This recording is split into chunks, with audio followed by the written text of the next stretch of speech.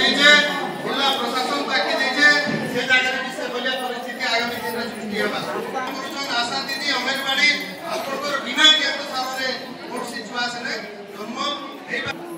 इना मने रखुन हमें नहीं कहबा भारत सरकार आईन कहूचे आपनकर शिशु हमर जेजे एक्ट जे नचे मोर ना होचे अरुण खुआस सामाजिक कर्मी जिला शिशु सुरक्षा यूनिट बलांगीर। आज बलांगीर जिलापाल निर्देश क्रमे जिलार 14टी जाक ब्लॉक रे शिशु अधिकार व्यवस्था समूह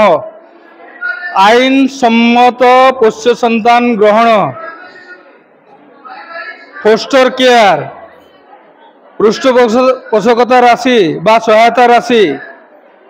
एभली जो मिशन बात्सल्य योजना रे व्यवस्था सब रही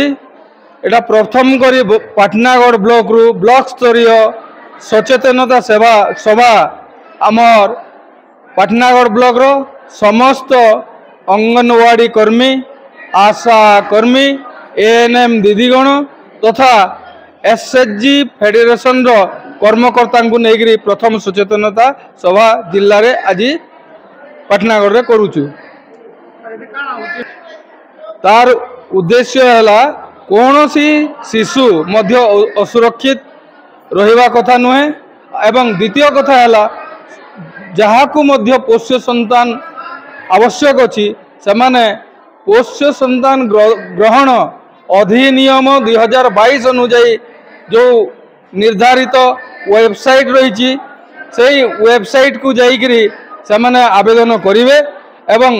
योग्यता अनुଯାयी तांकु पोष्य संतान दियाजिवो जहा द्वारा पोष्य संतान जाइथिबा शिशु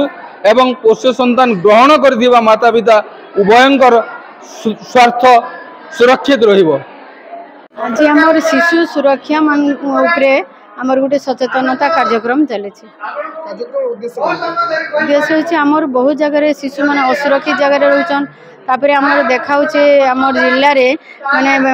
छुआ मान को जेंदा कि पोष्य संतान रूपे दउछन जेंदा कि सरकारी नियम के उल्लंघन करी करी से तार उपरे सचेतनता करछन।